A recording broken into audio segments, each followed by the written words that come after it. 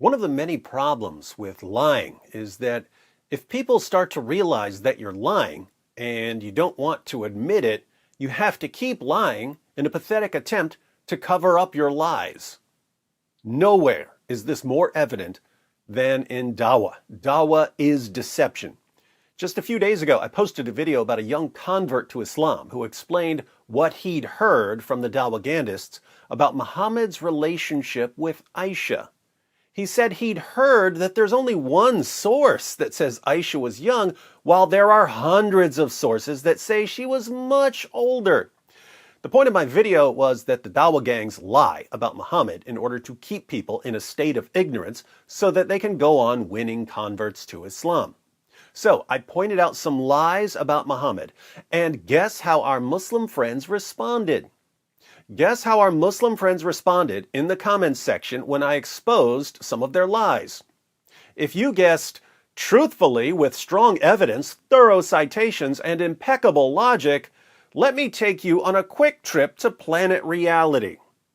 Hippocrates, in Bible it is clearly mentioned that Marie married at the age of 12 with Joseph. Wasn't that wrong? The answer to your baseless question is given by our beloved Muhammad Hijab, who has destroyed you multiple times, and Ali Dawah has also given answer to your baseless question. Go and watch. Notice the lies. It's mentioned in the Bible that Marie was 12? No, it isn't. That's a lie.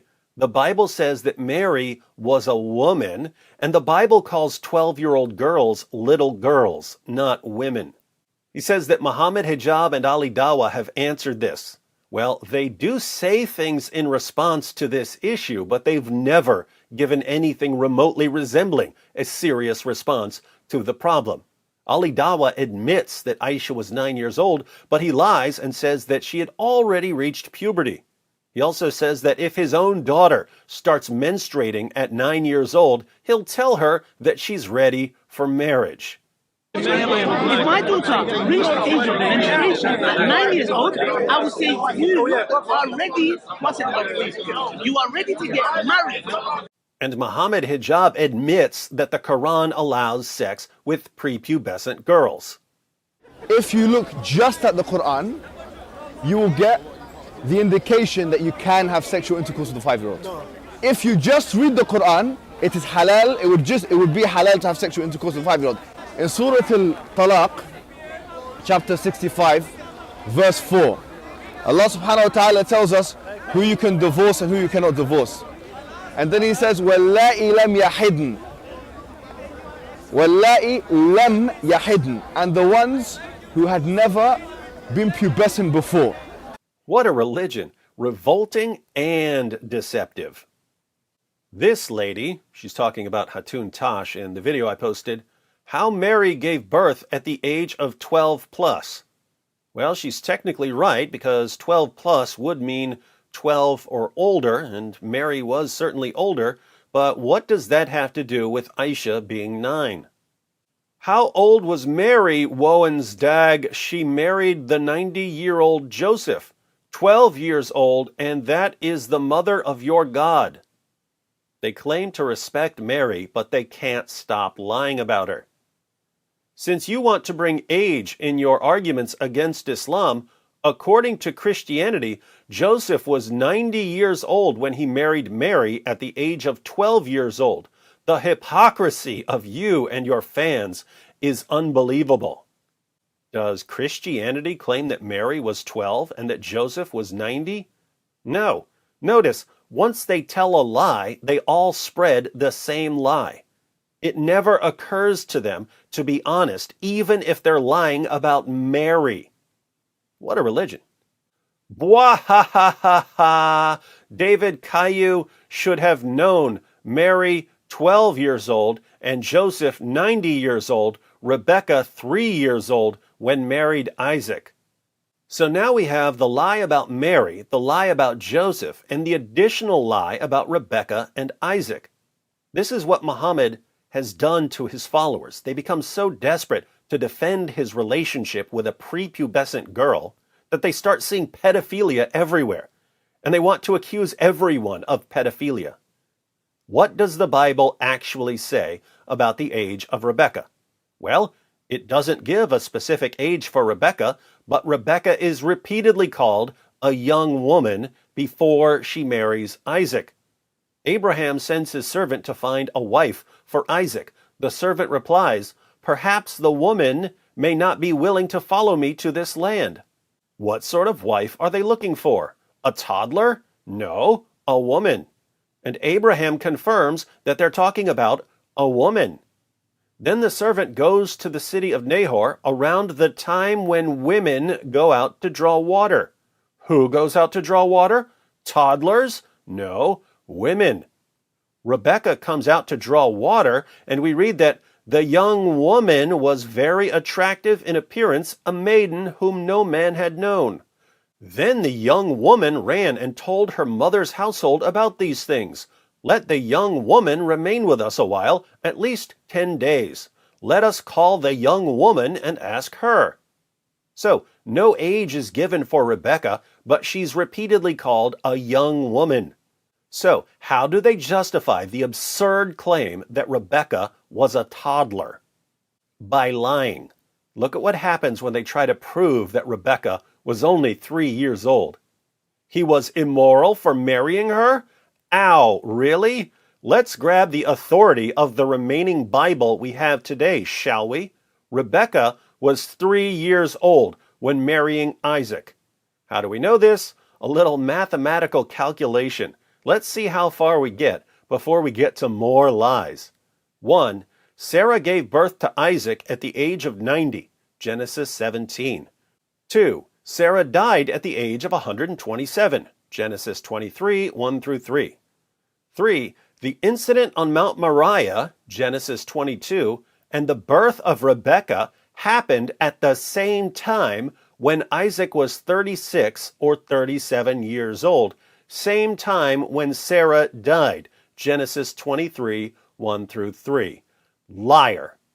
Liar. Notice, he gives references here, knowing that the vast majority of people who read something like this won't bother to look up the references because they'll assume that the person is telling them the truth.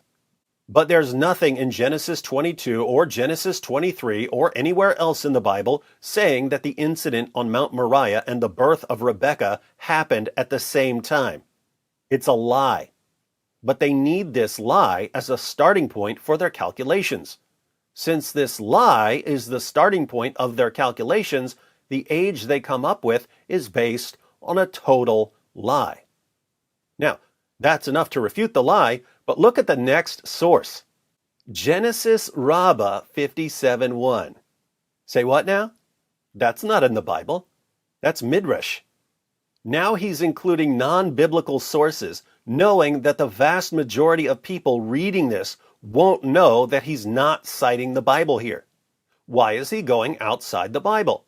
Because he can't defend his point by going to the Bible. All the Bible says about the age of Rebekah is that she's a young woman.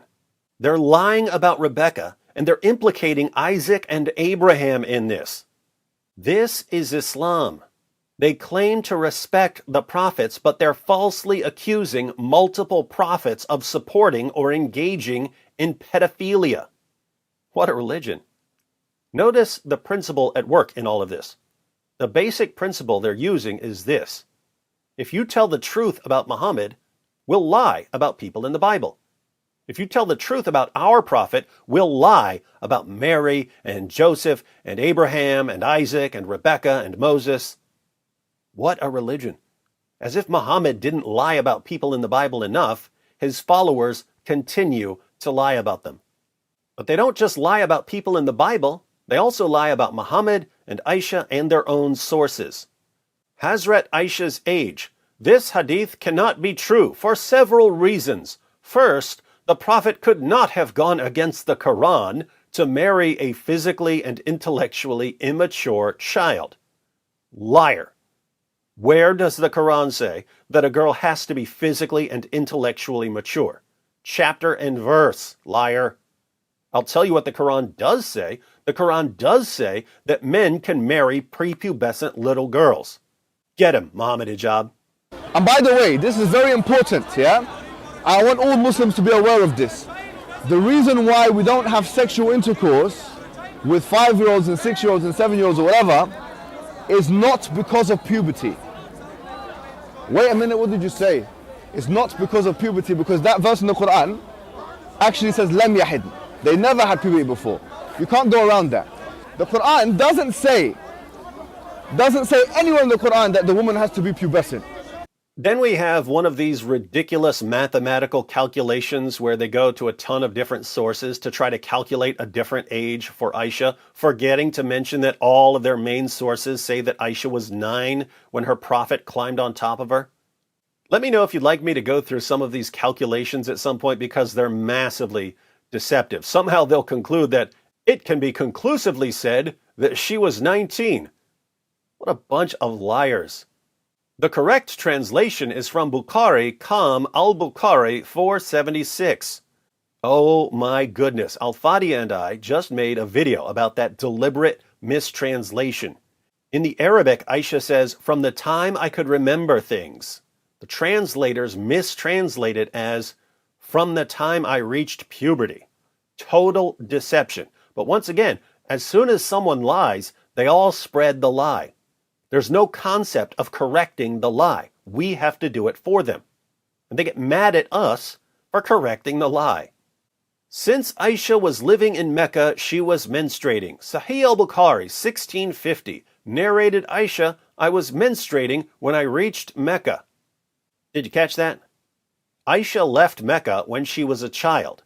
Muhammad had already married her. Years later, she returned to Mecca. This is about her returning to Mecca years later. But this guy pretends she was saying that she had reached puberty when she was originally living in Mecca. Liars. Aisha was engaged before that. Prophet Paba married her, and second, precocious puberty was common at the time. Read historical books if you are educated. In Quran, they put marriage only at the age of puberty. The Quran puts marriage at the age of puberty. Liar. Chapter and verse. Get her, Muhammad Hijab. I dare you to find one verse in the Quran where it says you're not allowed to marry someone based on harm, or you're not allowed to have sexual intercourse based on harm, or you're not allowed to marry someone based on puberty. So if you're on Quran alone, you're allowed to have sexual intercourse with 5-year-olds. Get me one verse in the Quran which says the woman has to be pubescent. One verse. I want one verse in the Quran from the beginning of the book to the end of the book which says that she has to be pubescent. And we know from the hadith that Aisha hadn't reached puberty. Sahih al-Bukhari, 6130. Narrated Aisha, "I used to play with the dolls in the presence of the Prophet, and my girlfriends also used to play with me. When Allah's messenger used to enter my dwelling place, they used to hide themselves, but the Prophet would call them to join and play with me. Playing with the dolls and similar images is forbidden, but it was allowed for Aisha at that time, as she was a little girl, not yet reached the age of puberty." Aisha was never forced to marriage, and also she wanted our Prophet. She was 6 when Muhammad married her. She wanted him. In fact, she was the one who flirted with him. A 6-year-old girl was flirting with Muhammad. How was she flirting with him? Our Prophet had a dream on Aisha coming with angels in silk green dress and very pretty, and angels told our Prophet, "This is your wife in this life and hereafter." She flirted with him in his dream when he was dreaming about his best friend's 6-year-old daughter. Why are you blaming our Prophet? He couldn't help himself. That 6-year-old little girl was tempting him in his dream. Do you see what dawah does to people? After being conditioned for years to lie and to accept lies, there's no longer a concept of speaking truthfully. The overall strategy of modern dawah is to throw so many lies at people on so many different issues that no one can possibly respond to all the lies. When you point out a simple fact about Muhammad, namely that he had sex with a prepubescent 9-year-old girl. The Dawah strategy is to throw so many lies at you that you just give up. They want everyone to be drowning in a sea of lies, because if you're drowning, it's hard to focus on the original correct point you made, namely that Muhammad had sex with a prepubescent 9-year-old girl. Dawah is deception, always has been, always will be. And what will the Dawagandists do now that I've exposed even more of their lies about Muhammad and Aisha and Mary and Joseph and Abraham and Isaac and Rebecca and the Quran? They'll flood the comments section with more lies. They just can't stop because they worship a God who brags about being the best of deceivers. Be careful what you worship, ladies and gentlemen, lest you become like it. You proud of that. You proud of that. You proud of that. It just backfired on me. You proud of that. You proud of that. You proud of that. It just backfired on me. This is a part of our religion. There's a reason to it. Yeah?